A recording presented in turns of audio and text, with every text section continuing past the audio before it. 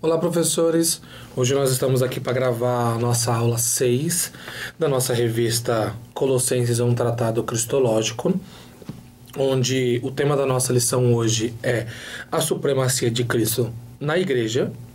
Na lição passada, nós tratamos sobre a supremacia de Cristo na criação, onde nós mostramos principalmente a primeira parte daquele maravilhoso hino, ele é a imagem do Deus invisível, primogênito sobre toda a criação, pois nele foram criadas todas as coisas. E a lição passada, como a gente tinha explicado, nós dividimos o hino em dois, onde tratamos a parte da criação na primeira lição, na lição passada, e agora nessa segunda lição, como se fosse em duas, como se fosse uma só dividida em duas, nós vamos tratar a supremacia de Cristo na igreja, que é como se fosse a nova criação ali naquela parte do hino. O texto bíblico eu vou ler dessa vez porque é muito importante. Ele é a cabeça do corpo, que é a igreja, é o princípio e o primogênito dentre os mortos, para que em tudo tenha a supremacia. O versículo 18 foi esse. 19. Pois foi do agrado de Deus que nele habitasse toda a plenitude. 20. E por meio dele reconciliasse consigo todas as coisas, tanto as que estão na terra, quanto as que estão no céu, estabelecendo a paz pelo seu sangue derramado na cruz. Então, é muito importante, é uma lição que a gente sim estamos retirando de 3 versículos, e garanto para vocês que esses 3 versículos ainda dariam mais do que apenas essa lição. São 3 versículos muito ricos, né? Então, esse é a segunda parte do hino, obviamente também a finalização, dividimos em 2, onde se anteriormente ele estava tratando sobre criação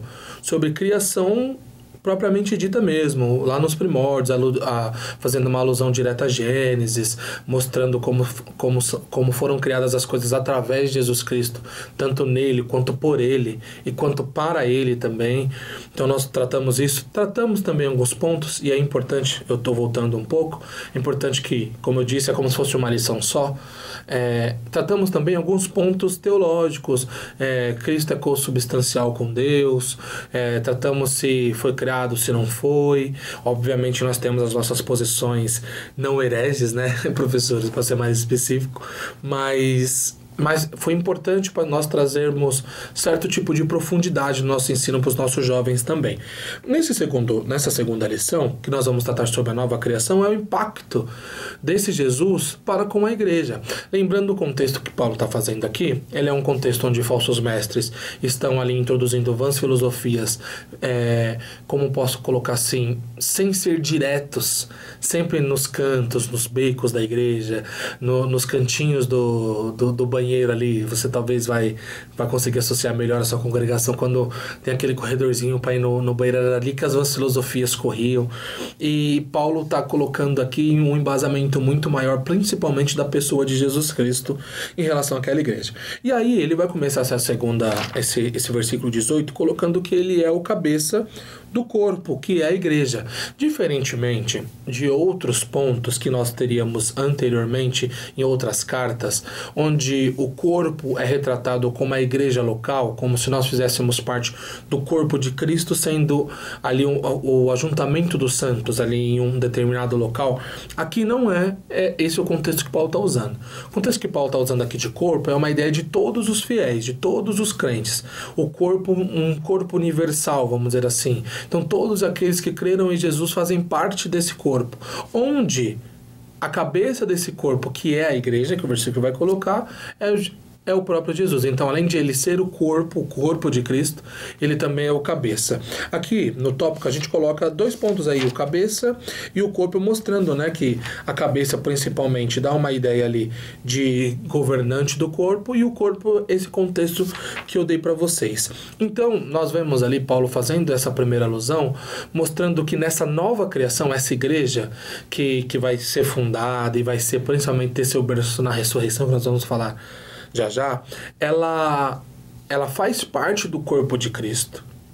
Todos nós somos membros desse corpo desse Cristo. E esse Cristo ainda é o que governa, ele é o cabeça desse corpo. Ele é o que mantém o corpo de pé, ele que dá os movimentos, ele que dá os comandos, é ele que governa como um todo.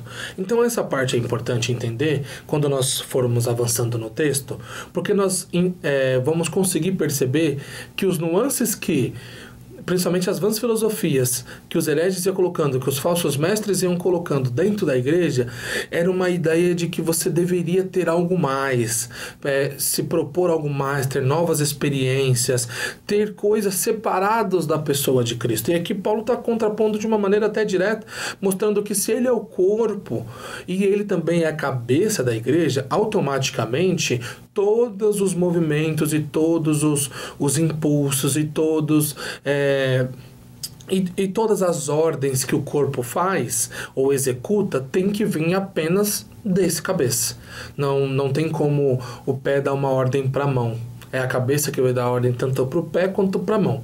Então, essa é a ideia. Mas lembrando que esse corpo é o ajuntamento, não é o ajuntamento dos santos, e sim todos os fiéis que creram em Jesus. Então, esse primeiro tópico, ele é um tópico mais tranquilo, porque ele vai só fazer essa distinção para entender o que é corpo, o que é a cabeça do corpo e por que Paulo está utilizando essas partes, tá? O segundo tópico, ele vai nos colocar: o sepulcro está vazio. Esse tópico é muito importante, porque lá na lição anterior nós vimos Deus, principalmente na figura representada de Jesus, né? Ele sendo o agente ali de toda a criação, sendo o verbo, sendo a palavra da criação. Nós estudamos isso, que é uma parte muito linda. E até indiquei para vocês um livro sobre Se Deleitando em Cristo, um livro que toca bastante nesses assuntos, nesses nuances que nem sempre a gente percebe de quem é Jesus. Até tinha um tópico na lição anterior que falava que ele não é apenas o Salvador, mostrando toda essa parte de Criador, outras partes tão importantes quanto, né? Por mais que a cereja do bolo seja, obviamente, a sua morte e ressurreição. Mas é importante levantar uma questão para nós aqui. A ressurreição, ela é um ponto central do cristianismo. Por quê? Eu sei que na maioria das vezes a gente está olhando para a cruz. Na maioria das vezes a gente está olhando para o sofrimento. Na maioria das vezes nós estamos olhando para 6 horas que ele passou pregado em uma cruz. O sacrifício em si, nós estamos olhando, e sim, é real. O sacrifício foi necessário para que nós estivéssemos aqui. Mas o sacrifício em si mesmo, ele não serviria. Às vezes nós tentamos, não tentamos, né? Acontece que nós esquecemos da ressurreição. Focamos tanto no sacrifício, focamos tanto os professores no sacrifício como ele malvado, maldoso por aqueles que estavam sacrificando, feio, doloroso, agoniante. Nós focamos tanto nessa parte e esquecemos que depois de 3 dias ele ressuscitou. E por que nós não podemos esquecer, além, obviamente, de ser um milagre estrondoso? É porque apenas a morte não serviria para a obra que Cristo fez em nós, para que nós podemos ter acesso direto ao Pai. Apenas a morte não serviria, ele precisava ressuscitar. E o ponto é que Paulo vai dizer, até separei aqui o texto para vocês, também está na lição de vocês, em 1 Coríntios 15, 13 e 14, ele vai dizer assim, ó: e se não há ressurreição de mortos, então Cristo não ressuscitou. E se não ressuscitou, se Cristo não ressuscitou, é vã a nossa pregação, e é vã a fé que vocês têm. Percebe que o que Paulo está colocando aqui é que se a ressurreição não tivesse acontecido, nada do que ele pregaria seria real. Nada do que nós cremos seria real. Apenas o sacrifício não tinha todos os elementos para nos dar a vida eterna. Ele precisava ressuscitar. O rei precisava ressuscitar. Então, se ele não ressuscitasse, era vã a pregação de Paulo, era vã essa aula, era vã essa revista, era vã a sua fé, era vã a minha fé. Engraçado que é o mesmo termo, esse vã, é o mesmo termo que ele vai colocar nas vãs filosofias. É vãs filosofias que não tem vida, é vã pregação que não tem, pode até ter embasamento, mas não tem vida espiritual, não tem vida do Espírito Santo. E um ponto legal a nós colocarmos é que se nós vamos fazer uma comparação assim, professor, só para entender. Um pregador que ele prega sem a ação do Espírito Santo, ele é só um animador de plateia, certo? Então, se ele vai pregar, ele pode ter a homilética melhor da igreja, a melhor homilética da igreja. Ele pode trabalhar bem as palavras, ser bem articulado, ser extrovertido, que na maioria das vezes ajuda. Ele pode ter todos esses elementos. Se dá 50 minutos para ele, é cansativo ouvir. Porque não tem o Espírito Santo nos convencendo daquilo. Ou se não, se ele for muito bem, ele consegue sim nos animar e não ser cansativo, mas na segunda, às vezes no domingo mesmo à noite, aquilo já não faz sentido pra gente. Já não é real, porque não nos comove, não nos traz nada de diferente. Assim como a pregação sem o Espírito Santo não faz sentido pra gente, ela não é real pra gente, assim seria todo o cristianismo sem a ressurreição. Sem a ressurreição, nada disso seria real. Seria só cansaço, enfardo, e a gente morreria, os mártires morreriam pelo quê? Para qual vida?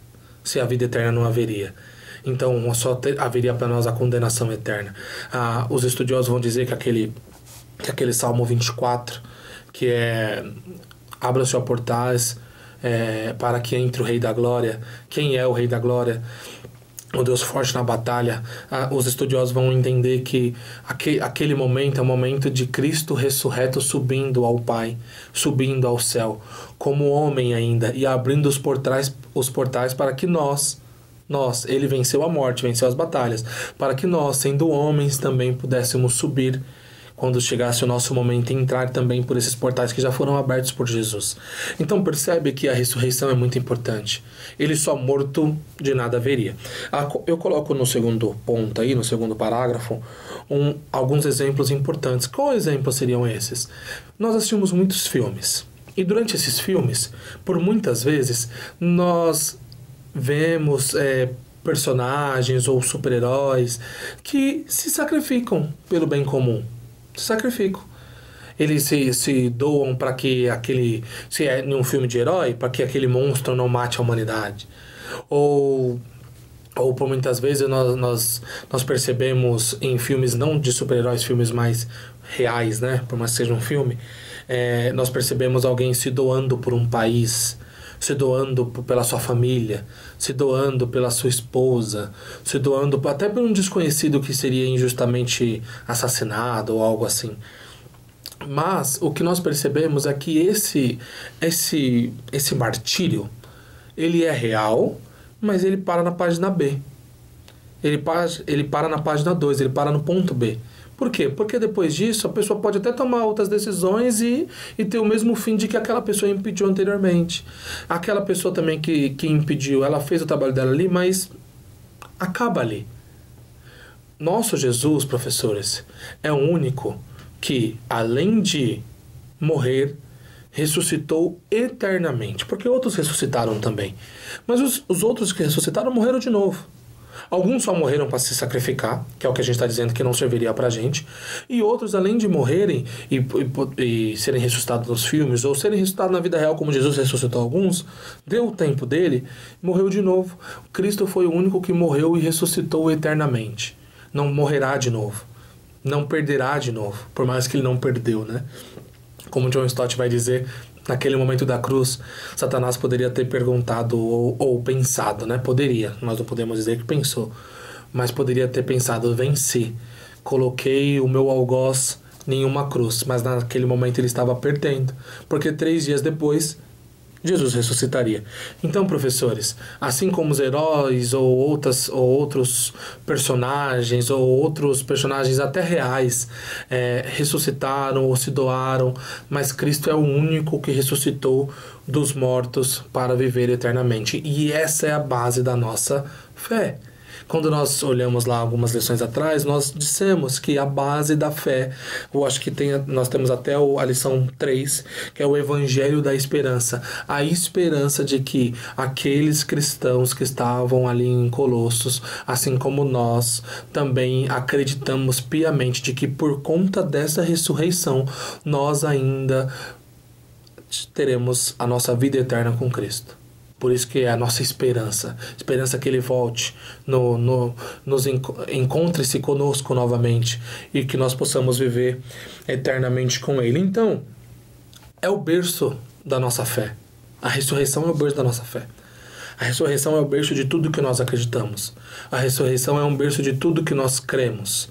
A ressurreição é o berço de tudo que nós vivemos. Se tudo isso aqui é real, é porque o nosso Jesus já ressuscitou um dia. Então o sepulcro está vazio, que é o nosso segundo ponto, ele é um tópico extremamente importante porque ele baliza toda a nossa lição. Se a nossa lição e toda a nossa revista, se a nossa revista é cristológica, nós só temos essa visão de Jesus, porque mesmo que ele se sacrificou, 3 dias depois, ele também ressuscitou. No versículo 19, nós vamos ter a base do nosso terceiro ponto aí, né? Pois foi do agrado de Deus que nele habitasse toda a plenitude. Foi do agrado de Deus que nele habitasse toda a plenitude. Eu vou colocar aí na lição ainda que esse toda a plenitude não faz muito sentido, porque plenitude já dá uma ideia de totalidade, né?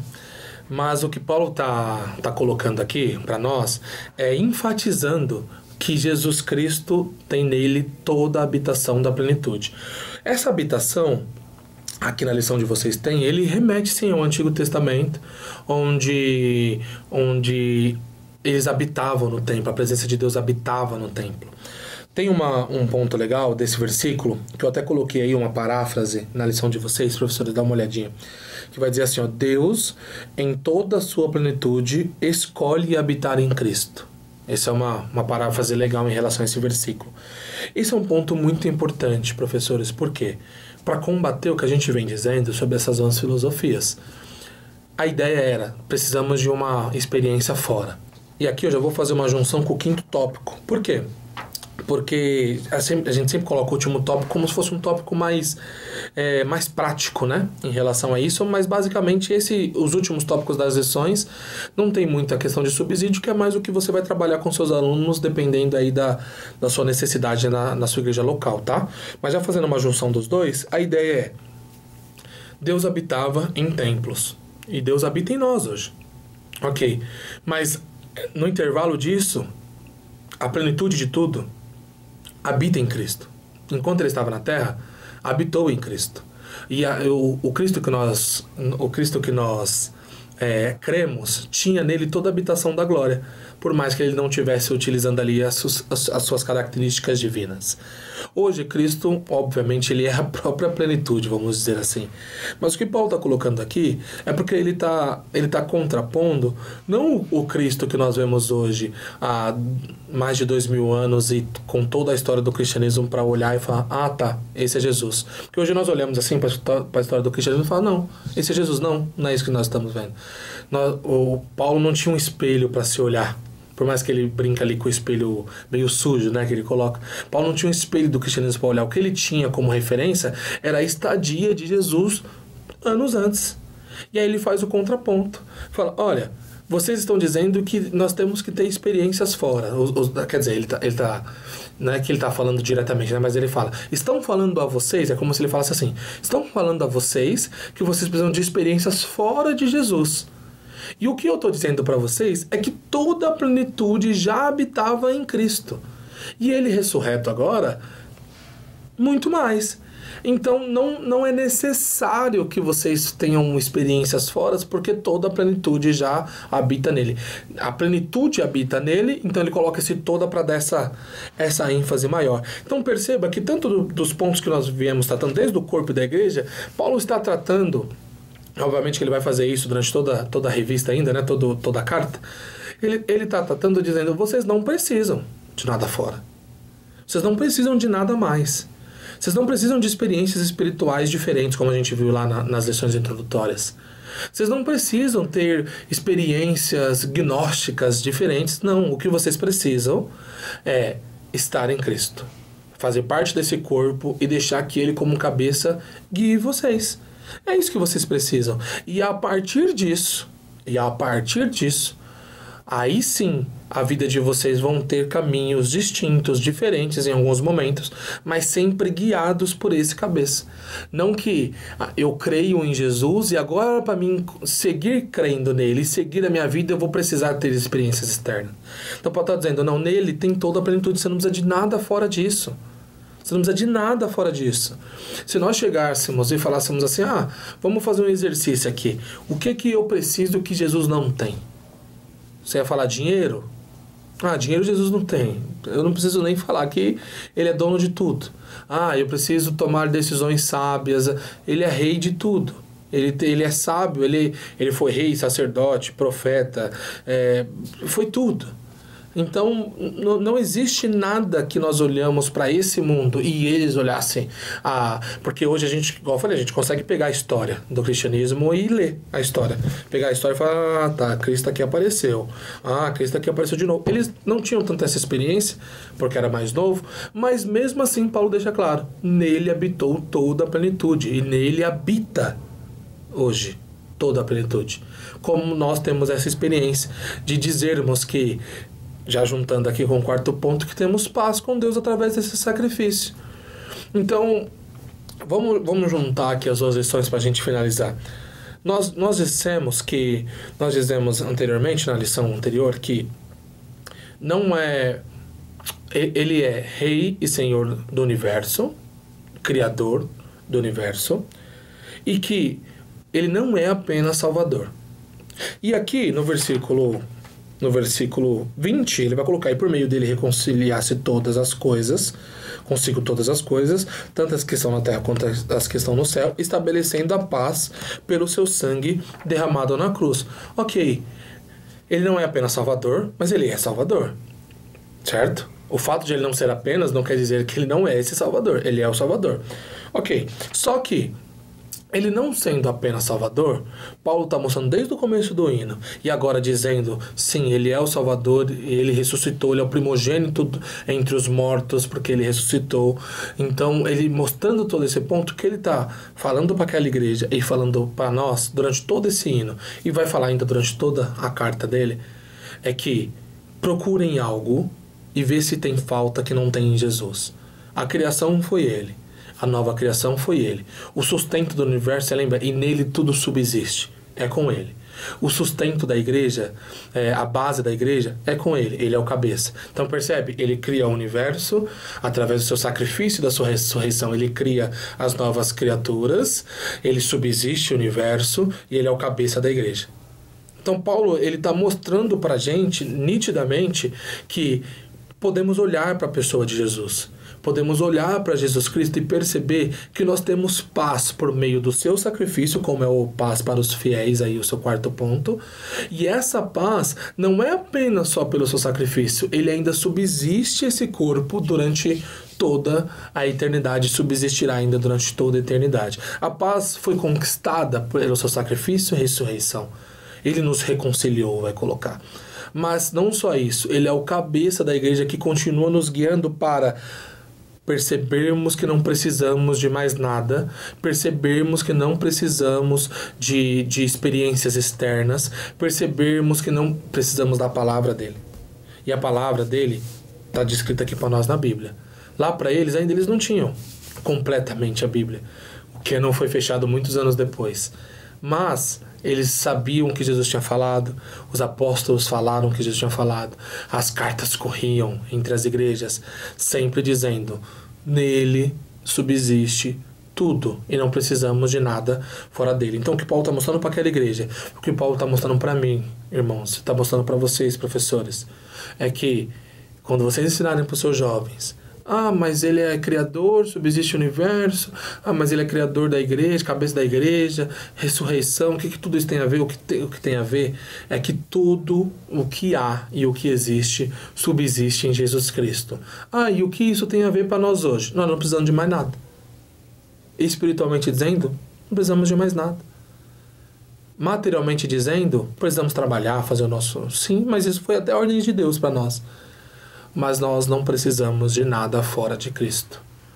Nada, nada. Mesmo que nós tomemos decisões erradas e paguemos, vamos dizer assim, né? Tenhamos as consequências dos nossos atos. Mesmo assim, Cristo ainda passa conosco na consequência daquilo que a gente sabia que não deveria ter feito.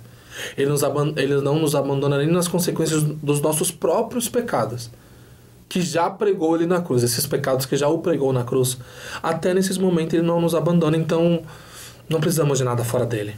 O último ponto vai colocar isso para você. Não precisamos de nada fora dele.